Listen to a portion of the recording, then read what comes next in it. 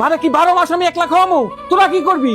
কাল সকালের মধ্যে যদি মারে আইসা না নিয়ে যাস, সকালবেলা আমি যাই মারে দিয়ে আসুম। কথাটা মন থাকে জানা দেখ তুই।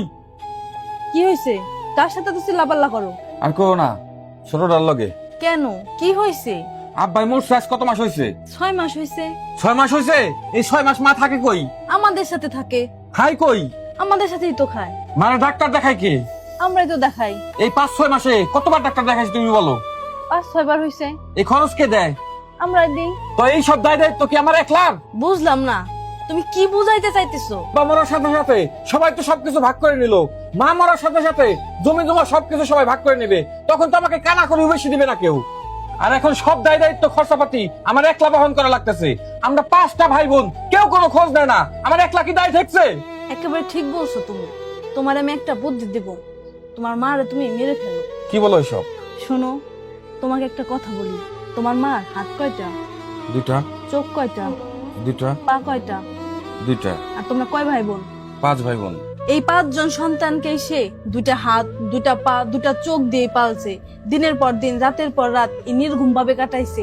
খাওয়াইছে, নাওয়াইছে, পায়খানা পরিষ্কার করাইছে, লেখাপড়া করাইছে। কই, সে তো তোমাদের কোনো সময় পালাক্রমে পালে নাই যে 2 মাস বড়টারে পালুম, 2 মাস মেজোটারে পালুম, 2 মাস ছোটটারে পালুম। এরকম ভাবে তো কোনো সময় পালে নাই যে বড়টারে 2 মাস পালুম আর বাকিগুলারে ফালাই দিমু। তোমাদের মা তোমাদের কাছে এখন বোঝা হয়ে গেছে। 6 মাস তোমার কাছে রয়েছে, তোমার খাওয়ান লাগতেছে, পড়ান লাগতেছে, তোমার অনেক ক্ষতি হইতেছে। মার পিছনে এই সমস্ত ক্ষয় খরচা তো আমি একাই করি। আমার অন্য ভাই বোনদের কি কোনো দায়িত্ব নাই নাকি? তোমরা 5 ভাই বোন মিলেও তোমার মাকে পালতে পারছো না। তোমার মা এক হাতে তোমাদের 5 ভাই বোনকে পালছে। কোনো সময় বলে নাই 2 মাস একটারে পালমো আর 10 মাস ফালাই রাখো। কি বলতে চাইতেছো তুমি? তোমার বাবা যেদিন মারা গেল, সেদিন দুপুরে দাফন হওয়ার পরে বিকেলে তোমরা 5 ভাই বোন সব জায়গা জমি ভাগ করে নিলা। কই, সেদিন তো তোমার মার ভাগটা কেউ নিতে চাওনি। তুমি সংসারের বড় সন্তান, তোমার ভাই বোন কলা কৌশল করে তোমার মাকে তোমার মাথায় গসাই দিছে। তুমি সেদিন তোমার মাকে আনতে চাও নাই, মুখ কালা করে তারকে বাড়িতে নিয়ে আসছো। তারপর থেকে প্রতিদিন তুমি হিসাব নিকাশ করো তোমার মার পিছনে তোমার কত টাকা ক্ষতি হয়। দায়িত্ব কি আমার একলাই যে সব দায়িত্ব আমি নিব? শোনো, একটা ভালো বুদ্ধি আছে।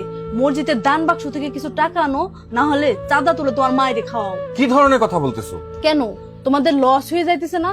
চাঁদা তুলে যদি খাওয়াও, তোমাদের 5 ভাই বোনের তো কোনো ঝামেলাই হবে না, লস হবে না। আর ওই টাকা দিয়ে তোমার মাকে বৃদ্ধাশ্রমে রেখে আসতে পারবা।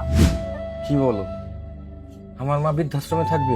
হ্যাঁ, একটা জিনিস দেখলাম, বাপের জায়গা জমির ভাগ তো সবাই কারাকারি করে নিলা, কিন্তু মায়ের ভাগ তো কেউ নিতে চাইলা না। এমন কেন তোমরা? অথচ তোমার বাবা মা তোমাদের 5 ভাই বোনকে সমান ভাবে বড় করে গেছে। কই, তোমাদের নিয়ে তো তারা কখনো বিরক্ত হয় নাই। সমস্ত খরচা তো আমি একলাই করতেছি, কই একটা টাকাও তো দেয় না কেউ। এর জন্যই তো বললাম মসজিদের দান বাক্স থেকে টাকা আনো, না হলে চাঁদা তুলো। আরে বুকা, মা আসার পর থেকে তোমার এই সংসারে এত উন্নতি, এত আয় বরকত কোথা থেকে আসে সেটা তুমি কোনো সময় বোঝো না। আমাদের বাচ্চাটা ওর দাদি আসার পরে সারাদিন কত সুন্দর হাসি খুশি থাকে, ও দাদির সাথে খেলে, কত আনন্দে থাকে। আর তুমি তুমি কিনা সারা জীবনের টাকায় চিনে গেলা। আমি ছোটবেলায় আমার মা হারাইছি, মায়ের আদর স্নেহ পাই নাই, কিন্তু তুমি তো তোমার মার ভালোবাসা পাইছো, আদর পাইছো। তারপরেও তুমি এত অমানুষ হইলা কি কইরা? মা যতদিন বাঁচবে আমাদের বাড়িতেই থাকবে। আর তুমি যদি এটা নিয়ে আর একটা কথাও বলো, আমি আমার মেয়েকে নিয়ে এই বাড়ি থেকে বের হয়ে যাব।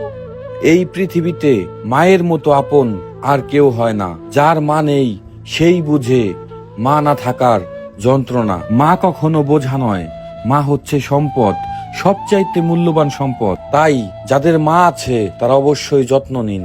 ভিডিওটি ভালো লাগলে ফলো দিয়ে পাশে থাকুন।